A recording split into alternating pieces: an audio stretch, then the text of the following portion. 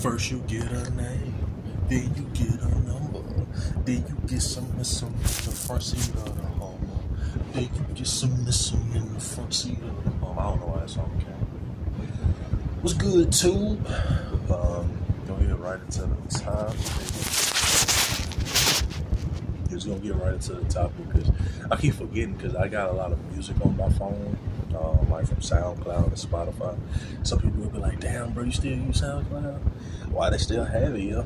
Because I heard they got rid of Spinrilla in my mixtapes. I was like, but I'm just get right into it, man. I wanna, what I want to talk about? I want to talk about the Francis Ngannou deal, or my thoughts on the Francis Ngannou deal and him leaving the UFC to go to the PFL, which is the Professional Fighting League.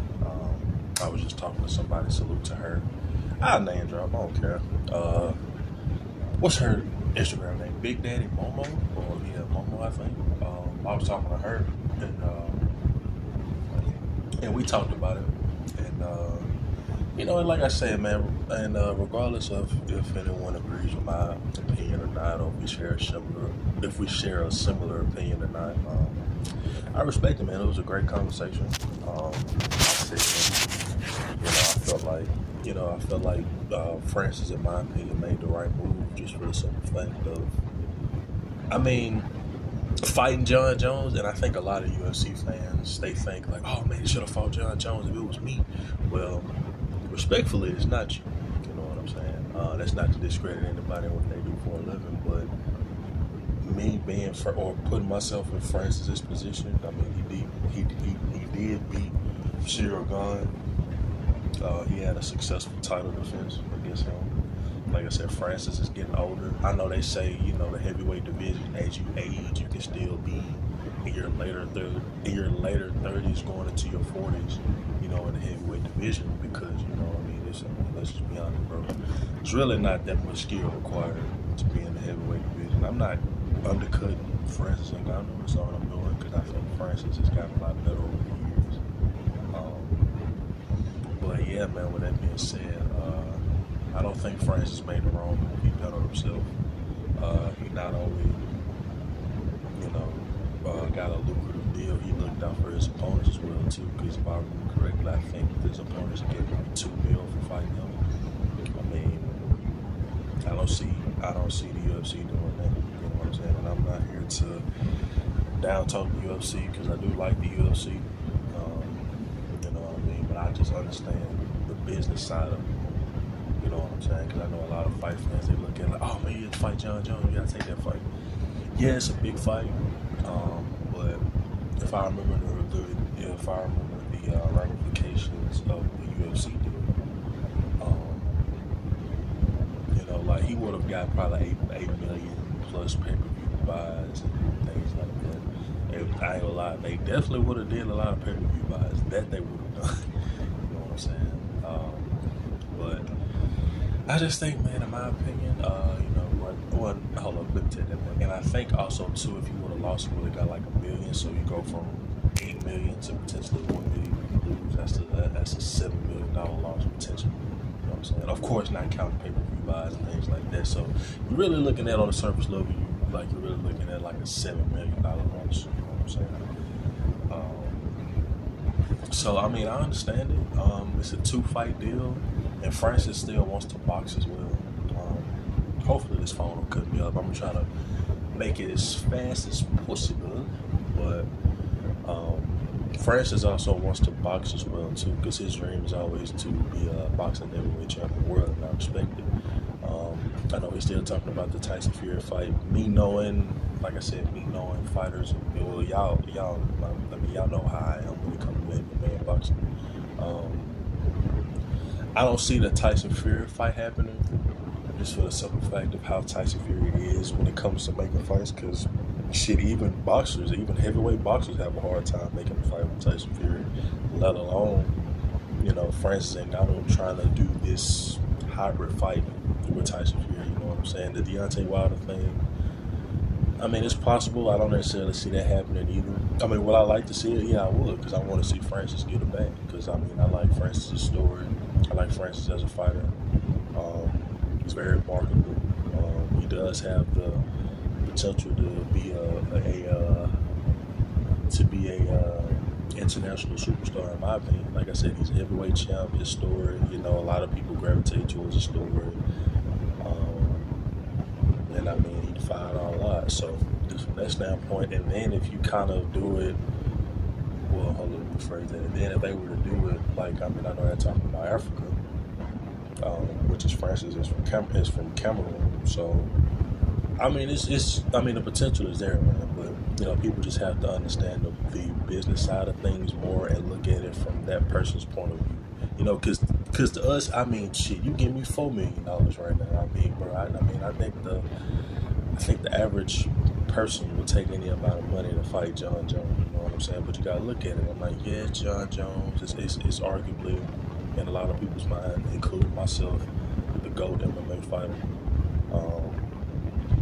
So the risk and the reward is there, but is the reward really worth the risk? And I think that's how Francis looked at it.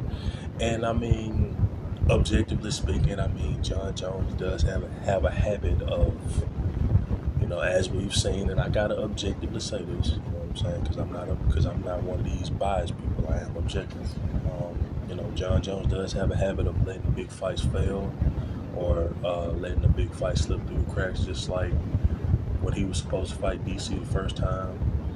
No, I'm sorry, not the first time, but when he was supposed to rematch DC, it took like 2 years for that second DC fight to happen, just for the simple fact that John kept getting suspended and failing drug tests and shit like that. You know what I'm saying? Who's to say it won't happen again? And not only that, John Jones, before he fought Cyril Gane, his last fight was in 2020. You know what I'm saying? Against Dominic Reyes, and a lot of people felt like he lost that fight.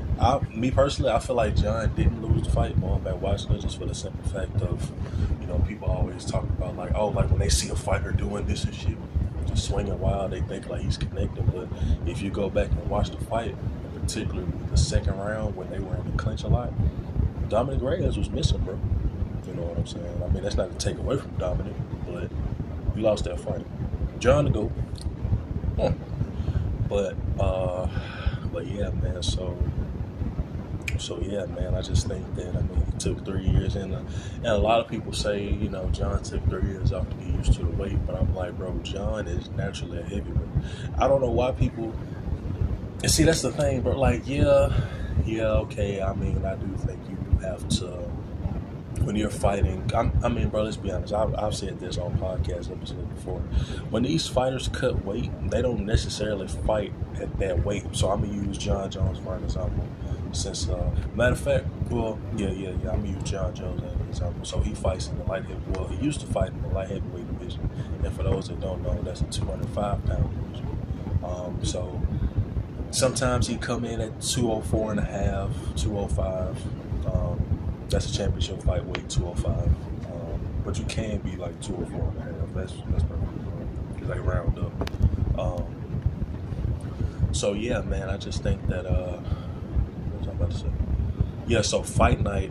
I'm sorry, not fight night, but the day of the weigh-ins. The reason it'll be a significant. It'll be like a a big notice in their body composition and their weight, because it's like, okay, fight night. I keep saying fight night, but the day of weigh-ins, he'll be 204, 205. Rehydrate, eat, rehydrate. Shit, you quickly go back up to 210, 215. So, he was already naturally a heavyweight because he was cutting. He was already walking around when he was a light heavyweight at 230, 240, and he came in the night of the Cyril Gane fight at 248. So those people that say, yeah, he took 3 years off to get used to the weight, objectively speaking, when you're naturally a heavyweight, yeah, when you compete and you're going against naturally bigger guys, you can't say, because I've heard John Jones say in countless interviews, I spar with heavyweights and I do this and I do that, but I'm like, bro, you're a natural heavyweight who cuts down to 205. You know what I'm saying? And it's not like you went from fighting at 205 or walking around at 205 to going up to 250 almost. So that's 40, well, that's a 45-pound gap. You know what I mean? Give or take 40, 45 pounds. So I just think that's kind of like my rebuttal. Shit about to cut off. Oh no, man. Well, yeah, let me hurry up. So that's really like my rebuttal to those fans that say he took 3 years off. Well, you're naturally a bigger, you know what I mean? You're naturally a heavyweight. Like, you don't have to, you know, take 3 years to get used to the weight. You know what I'm saying? So they really could have been made the fight, honestly. John Jones and Francis. Both sides could have done things differently in my opinion. But like I said, salute to Big Daddy Momo on Instagram. Yeah, it was definitely a great conversation. Like I said, I love having conversations like that. Even if we share a difference of opinion, like I said, I'm always open, man. Y'all know how I am, man. I'm very objective. And plus, man, it's always good to get a different outlook and different opinions. So, yeah, man, that's pretty much it. Because shit probably gonna cut me off because I was trying to make a basketball video earlier, and the shit cut me off as usual. Did good yesterday, but it cut me off.